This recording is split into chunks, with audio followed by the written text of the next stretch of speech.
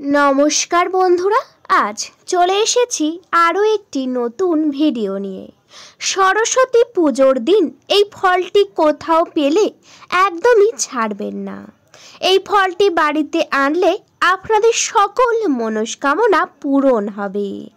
আসুন বন্ধুরা, জেনে নেওয়া যাক সেই ফলটি কি। তার আগে বলি বন্ধুরা, আপনাদের কাছে একটাই অনুরোধ, আপনারা ভিডিওটা পুরো দেখতে থাকুন, একদমই স্কিপ না করে। বন্ধুরা, সামনেই আসতে চলেছে সরস্বতী পুজো। বাঙালির কাছে অত্যন্তই গুরুত্বপূর্ণ এই পুজো। অধীর আগ্রহে থাকে প্রত্যেকটা বাঙালি এই সরস্বতী পুজোর জন্য। এই সরস্বতী পুজো প্রায় প্রত্যেক বাড়িতেই করা হয়।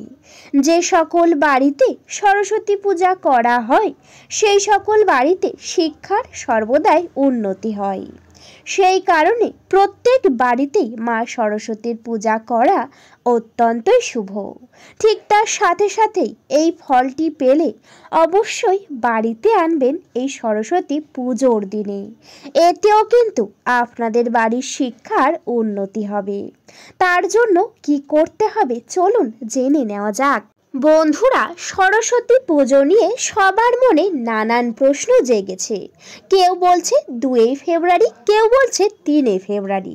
চলুন জেনে নিই সরস্বতী পুজো কবে পড়েছে। এবছর সরস্বতী পুজো পড়েছে 2 ফেব্রুয়ারি।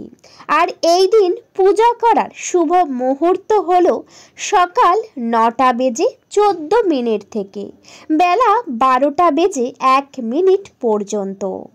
এই সময়ের মধ্যেই বসন্ত পঞ্চমীর শুভ মুহূর্ত। 2 ফেব্রুয়ারি সকাল 9টা বেজে 14 মিনিটে শুরু হবে এই পঞ্চমী তিথি। এই তিথি থাকবে পরদিন 3 ফেব্রুয়ারি সকাল অর্থাৎ সোমবার সকালে 6টা বেজে 52 মিনিট পর্যন্ত। তারপর মাঘ শুক্লা ষষ্ঠী তিথি পড়ে যাচ্ছে। উদয়া তিথি অনুসারে 3 ফেব্রুয়ারি হলো বসন্ত পঞ্চমী। সেই কারণে যদি আপনারা চান 2 ফেব্রুয়ারি বাড়িতে মা সরস্বতীর পূজা করতে পারেন, আবার 3 ফেব্রুয়ারিও পূজা করতে পারেন। কারণ বন্ধুরা, উদয় তিথি অনুযায়ী 3 ফেব্রুয়ারি সরস্বতী পুজো। সেই কারণে চেষ্টা করবেন 3 ফেব্রুয়ারি বাড়িতে সরস্বতী পূজা করার। বন্ধুরা, এই সরস্বতী পুজোর দিনে প্রথমেই কিন্তু আপনারা ব্রহ্ম মুহূর্তে উঠবেন। ঘুম থেকে উঠেই বিছানাতে বসবেন এবং বন্ধুরা মা সরস্বতীর নামে একটি প্রণাম করবেন। এই সরস্বতী পুজোর দিনে স্নান না করে কোনো কিছু খাবার একেবারেই খাবেন না। এটি কিন্তু সর্বদাই নিষিদ্ধ রয়েছে। সেই কারণে আপনারা সকালে উঠেই প্রথমে স্নান সেরে নেবেন। তারপর পরবেন একটি শুদ্ধ বা নতুন পোশাক। এই সরস্বতী পুজোর দিনে সবাই পরে থাকে এই নতুন পোশাক। সেই কারণে আপনারাও পরবেন নতুন একটি পোশাক। কিন্তু বন্ধুরা, সেই পোশাকের রং যেন কোনো গাঢ় রঙের না হয়। অবশ্যই আপনারা পরতে পারেন যে কোনো হলুদ রং, লাল রং, সাদা রং, এছাড়াও সবুজ রং অত্যন্তই শুভ। এই 4টি রঙের মধ্যে আপনারা যে কোনো একটি রঙের পোশাক পরতে পারেন। কিন্তু ভুল করে কোনো গাঢ় রং মানে কালো রং, বাদামি রং একেবারেই পরতে যাবেন না। এগুলি কিন্তু সরস্বতী পুজোর দিনে পরা মানেই হলো নিজের দিকে বিপদ ডেকে আনা। সেই কারণে আপনারা অবশ্যই এই নিয়ম মেনে চলবেন। তারপর আপনারা প্রথমে কিন্তু বাড়িতে মা সরস্বতীর জন্য ভালো করে ঠাকুর ঘর মুছে আলপনা দেবেন। কারণ এই সরস্বতী পুজোতে সর্বদাই আলপনা দেওয়া হয়। সেই কারণে ঠাকুর ঘরে সুন্দর করে নিজের হাতে আলপনা দেবেন। আপনারা যেমন আলপনা পারবেন তেমনভাবেই আলপনা দেবেন এবং সুন্দর করে ঠাকুর ঘরটিকে সাজাবেন। ঠিক তার সাথে সাথেই মা সরস্বতীকে সুন্দর করে আপনারা নতুন পোশাক পরিয়ে সুন্দর করে সাজাবেন।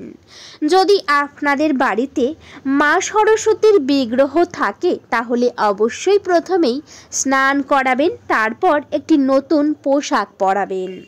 আর যদি না থাকে সেক্ষেত্রে একটি ফটো নিয়ে আসবেন, এরপর সেই ফটোর উপরে একটি সুন্দর পোশাক পরিয়ে দেবেন। যে কোনো দশকর্মার দোকানে লাল রঙের ওড়না বা হলুদ রঙের ওড়না পেয়ে যাবেন। সেই ওড়না এনে মা সরস্বতীকে সুন্দর করে সাজাবেন এবং একটি বেদি তৈরি করবেন। বেদির উপরেই মা সরস্বতীকে প্রতিষ্ঠা করে দেবেন। বন্ধুরা, তারপরে আপনারা অবশ্যই করে মা সরস্বতীর প্রিয় ভোগ নিবেদন করার চেষ্টা করবেন।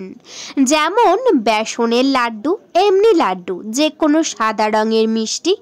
এছাড়াও আপনারা যা মিষ্টি নিয়ে আসবেন সেই সকল মিষ্টি একত্রে আপনারা ভোগ নিবেদন করবেন। ঠিক তার সাথে সাথেই বন্ধুরা, এই ফলটি আনতে একেবারেই ভুলবেন না। প্রত্যেক সরস্বতী পুজোতে বিশেষ রকমের ফল দেওয়া হয়, যেমন আপেল, কলা, এছাড়াও ইত্যাদি অনেক ফলই রয়েছে। কিন্তু মা সরস্বতীর পূজা এই একটি ফল ছাড়া একেবারেই নিষিদ্ধ বলা চলে। এই ফলটির নাম হলো বন্ধুরা কুল। হ্যাঁ বন্ধুরা, একেবারেই ঠিকই শুনেছেন। এই কুল কিন্তু শীতকালে প্রথম হয় এবং এই শীতকালে প্রথম পূজা করা হয় মা সরস্বতীকে। সেই কারণে আপনারা ভোগে অবশ্যই করে কুল দেবেন।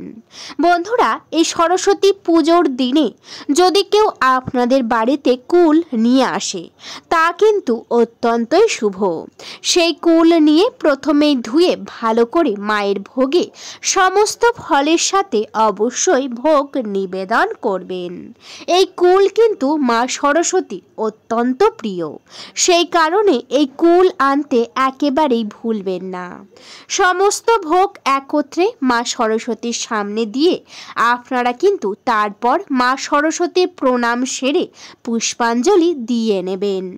পুষ্পাঞ্জলি দেওয়া হয়ে গেলে তারপর কিন্তু কিছুক্ষণের জন্য বাইরে থাকবেন, যাতে যে সমস্ত ভোগ দিয়েছেন মা সরস্বতী যেন তা গ্রহণ করতে পারে।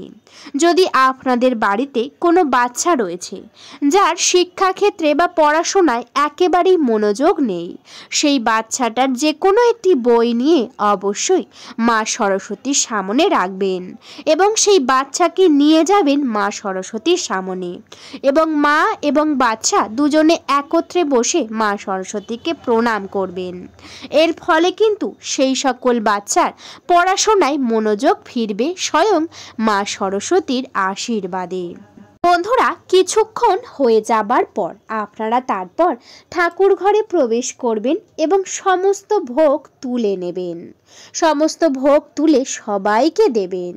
সরস্বতী পূজার ভোগ সবাইকে যদি দেন অবশ্যই আপনাদের ভালো হবে। এইভাবে আপনারা বাড়িতে খুব সহজেই মা সরস্বতীর পূজা সম্পূর্ণ করে নেবেন। এছাড়াও বন্ধুরা, সরস্বতী পুজোর দিনে বাড়িতে কিছু নিয়ম মেনে চলতে হয়। যেমন বন্ধুরা, বাড়ির মধ্যে কোনো রকম ঝগড়া, ঝামেলা, বিবাদ একেবারেই করা যাবে না, কারণ বাড়িতে মা সরস্বতী স্বয়ং বিরাজমান রয়েছে। যদি বাড়ির মধ্যে ঝগড়া ঝামেলা করেন তাহলে মা সরস্বতী হবেন রুষ্ট এবং আপনাদের গৃহ ছেড়ে চলে যাবে, যার ফলে আপনাদের বাড়ির পড়াশোনার ক্ষেত্রে সকল বাচ্চাদের মনোযোগ অনেকটাই কমে যাবে এবং সংসারে হবে প্রচুর হারে ক্ষতি। সেই কারণে এই ভুলটি একেবারেই করবেন না। ঠিক তার সাথে সাথে আপনারা কিন্তু এই সরস্বতী পুজোর দিনে কারোর মনে আঘাত দেবেন না। এই জিনিসটা কিন্তু অত্যন্তই খারাপ, কারণ মা সরস্বতী অনেক শান্ত এবং তিনি কিন্তু সকলকে ভালোবাসেন। আর আপনারা যদি কোনো রকম অসহায় মানুষের উপর খারাপ ব্যবহার করেন, খারাপ কথা বলেন, এতে কিন্তু মা সরস্বতী হবেন অনেক রুষ্ট। সেই কারণে প্রত্যেকটা নিয়ম মেনে চলার চেষ্টা করবেন। বন্ধুরা, ভিডিওটা এই পর্যন্ত। আশা করি ভিডিওতে আপনারা পুরোটা বুঝতে পেরেছেন। ভিডিওটি যদি ভালো লেগে থাকে অবশ্যই ভিডিওতে একটি লাইক করবেন, শেয়ার করবেন এবং সাবস্ক্রাইব করে আমার পাশে থাকবেন। আজকের মতো আমি বিদায় নিলাম। সবাই ভালো থাকবেন, সুস্থ থাকবেন। সবাই একবার ভালোবেসে কমেন্টে মা সরস্বতীর নাম লিখে যাবেন। আপনাদের সকলকে জানাই অনেক অনেক ধন্যবাদ। হরে কৃষ্ণ, রাধে রাধে।